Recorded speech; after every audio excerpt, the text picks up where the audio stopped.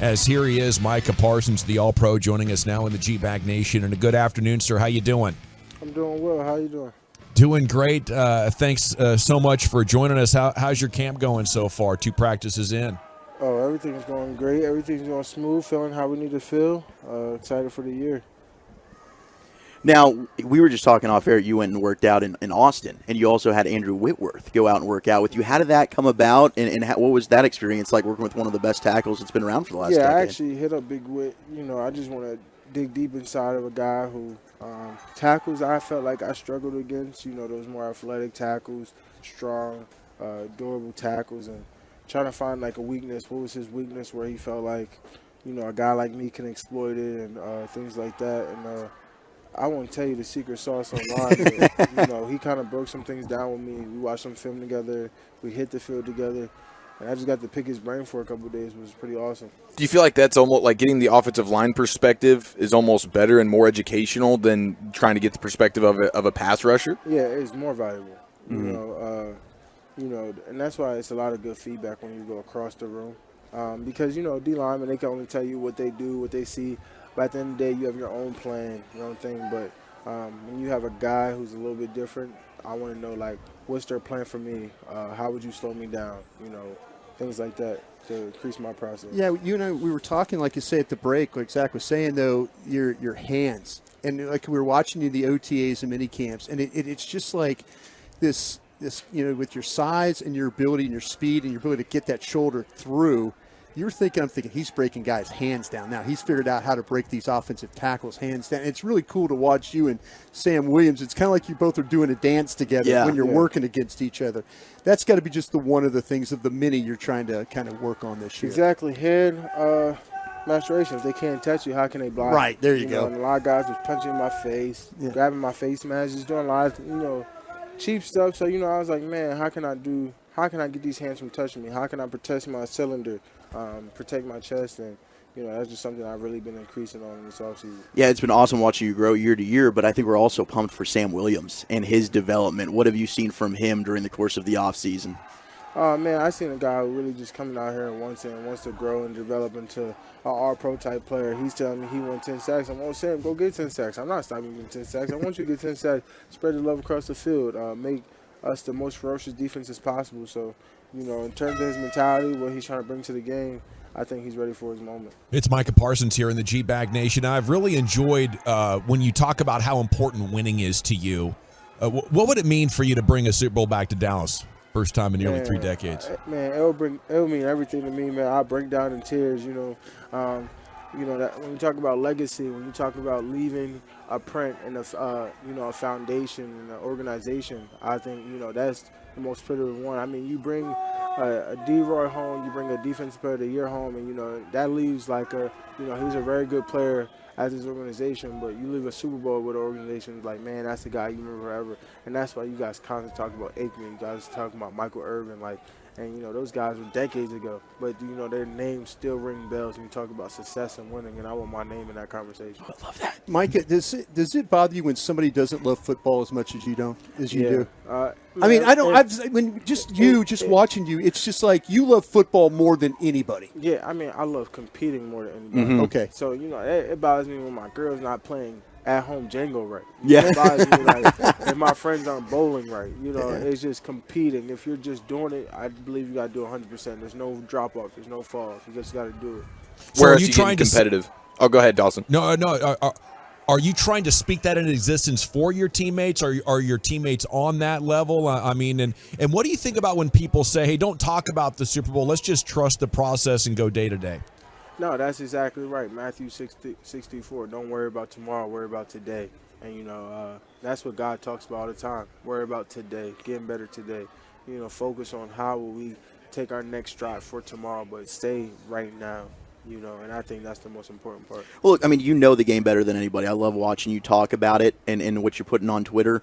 You know what everyone's saying, right? It's the Niners, it's the Eagles within the division, and then the Cowboys are right there. How close do you think you guys are to being the top team in the NFC? I think we are the top team in the NFC. No one can beat you except for you beat yourself. You look at our game last year, that's a game we could have won, but, we beat ourselves with mistakes and things like that. So I think we are the top team when we talk about numbers, experience, guys who we get back. I think we're the only team where we gain players. Like, we gained players. We didn't lose,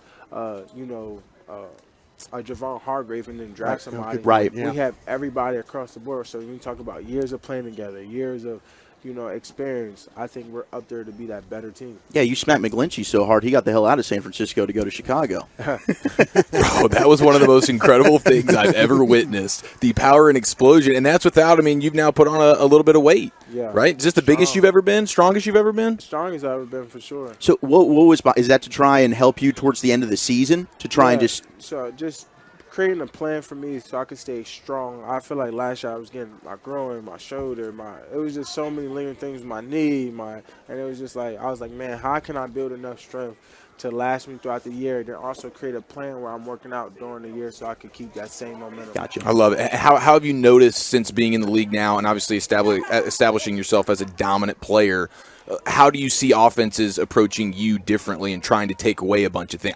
Gardner Minshew is just throwing the ball into the dirt in that game that you guys played versus the Eagles because he doesn't want to get sacked. Yeah. They're going to create a plan, but, I always believe I got to create my own plan. I know they're going to come out here and say, how can we not get 11 going? Yeah. But I got to find a way to get myself going at the end of the day. I got to create a plan. I got to be well prepared. I got to be just everything across the board. I got to really be a pro now at this point in my career. How have you connected with some of the new guys like a Stephon Gilmore, Brandon Cooks, some veteran dudes? Talking about adding some talent. Yeah, Mazi. We had him yesterday. He was great. I connect with Gilly and B. Cooks very well. B. Cooks, man, he's plugged in with everything. I believe he got water deals, shoe deals. So I be trying to learn from him, and he's like, man, I got some in the room. They sent me a whole bunch. I'm like, bro, how are you doing this? Like, I don't even have that. He's like, man, I was just super consistent. I was staying on him and stuff like that. So, it's pretty cool. And, Gilly, man, I think I pick his brain the most.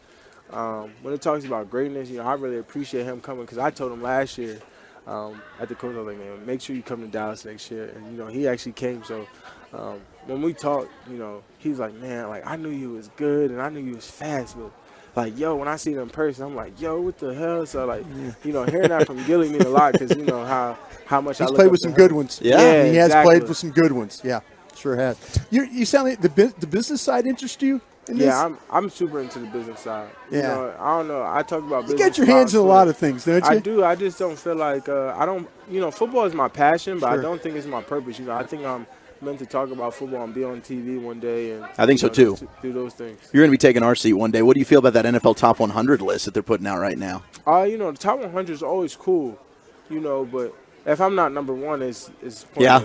So I got to get to number one. Well, we will figure that out. The ultra-competitive Micah Parsons here with you in the GBag Nation. Your listeners are just loving your answers, by the way, on our text feedback machine, 682. Let's bleep and go. Micah has me believing. How important is belief here in this thing and trying to get this thing done? Belief is everything, but belief really relies on faith. So, I got to have faith in myself, faith in God, faith in everything we do is for a reason. It has a purpose. And, when you talk about God and you really, read his stories and understand what he's saying, everything is you have no idea until he comes in at the right time. So, has it, sorry to interrupt you there, has it been a spiritual off-season for you? It really has. I really devoted myself to God and understanding, what my purpose is and, how strong can I be, how deep can he make me more wise and, things like that to make me such a better, father, teammate, overall. Everything. Yeah, that's awesome. Micah, how much does it change things when the Cowboys bring in a Hankins last year and then a Mazi Smith in the first round? Having that big anchor in the middle of your defensive line, how's that impact what your job is? Oh, it makes a huge difference. They're going to be all my run stuffers. They're going to let me go upfield a little bit, and they're going to, take up everything, all the double teams and everything. So I'm loving having them. Is it more frustrating or is it a win? Do you have them in checkmate when you figure out they're afraid to pass it on you? Oh man, it's more of a understanding. It's more of we're trying to slow him down. The only day is to mix in a lot of run and stuff like that. It's annoying because then you see the next week they throw it 40 times and you see guys thriving off it. Yeah. But that's why we gotta get a lot of stops. We're gonna shut them out. And we're going to force them to pass the ball. I know you don't want to give away too much of the secret sauce, but being on the defensive side, playing against this new Texas Coast offense that Dak's calling it, what are some of the differences you're seeing? Are you talking to Dak? Am I talking to? Yeah, hopefully we will at some point this week. All right, when you talk to Dak, you just ask him what Micah Parsons is doing to this Texas Coast offense. Okay. It looks like you guys I won saw it today.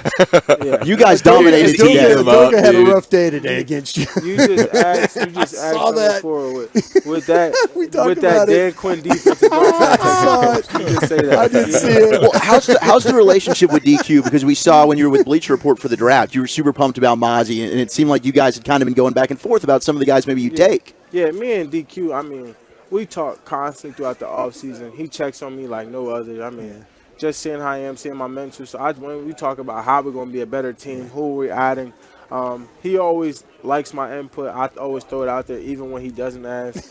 And, he kind of gives me feedback. He's like, hey, these are like some guys that I like. Yeah. What you think of them and things like that. We got Scout Mike over here. Would you be willing to give us like a play call? Like, what does a defensive play call sound like? A defensive play call is like your favorite one, hopefully, where you go get the quarterback and crush him, just wreck him, and you score a touchdown. I mean, anything could be like a rush Waco. Ours is nothing like offense. Okay. Oh wow. Okay, so it's done. It's like 2-3 words. It's pretty simple, to the point. Front coverage. Okay. Front coverage. Okay, so I heard you talking about the one thing you haven't done yet is get an interception. All right, so how are we going to make that happen? He's got the gloves. I see the gloves, man. know. He's working. Are you on the jugs machine? I mean, I'm doing some stuff. Yeah? Like if you went out there and played some offense, they gave you an offensive snap, would you want to play receiver or go back to your running back roots? I don't know. I just think no one can guard me either. So. Yeah. Hey, best career move you ever made was getting away from that running back position. Bravo, sir. You were a businessman before you announced it to the NFL world. My man you didn't need Brandon Cooks for that business idea. That's his guy. It is. It absolutely is. Final question for you, though. We saw Messi at a local grocery store in Miami. In DFW, can Micah Parsons just walk in the grocery store and go get his groceries? All the time. So you're just doing your thing, no problem. Do my thing. I be in HEB. I just be so random. That HEB place is badass, incredible. Right? Yeah. You can ask anybody. The amount of times people see me and be so shocked that they see me is like. Wait a second. What, is that Micah Parsons? So cool. Yeah, like people look like, I'll be like, I be trying to be such a normal pedestrian, but people just blow up my spot, and that just makes me super uncomfortable. But I try to be as normal as possible. Like I hit grocery stores, like I do the cooking for my family. There you go. Like, Yes. I do it all. What's your specialty? Bro, I just love a nice steak. Yeah. Okay, would you consider steak barbecue? You're my guy. No. Ooh. Okay, but have you had a smoke and sear from a barbecue restaurant in like Cousins Barbecue? I mean, I don't smoke mine on the grill necessarily. I like to sear mine on that and then just put the garlic and the cloves and there you go. all that in the pot with the butter, and then I throw it in the oven a little bit, then sear it again. You're the man. He knows. Micah Parsons, ladies and gentlemen. Because it gives you that crisp and that crunch. I feel like the grill gives you such a it just gives you a different taste and lining versus if you're just frying it and searing it a little bit. There you go. You really know what you're doing in that kitchen, don't Yes, you? he Yeah, he does. does. Yeah. Yes, he does. You compete in the kitchen too? Potatoes on it. Woo! You have a day. Or some mashed and some. Let's get it. Yeah, you have a day. Mike, and thank you so much for a big portion of your time here right in the middle of training camp. We can't thank you enough for that. We wish you nothing but the best. Give him hell. We'll be pulling for you. Yep, appreciate you, boss.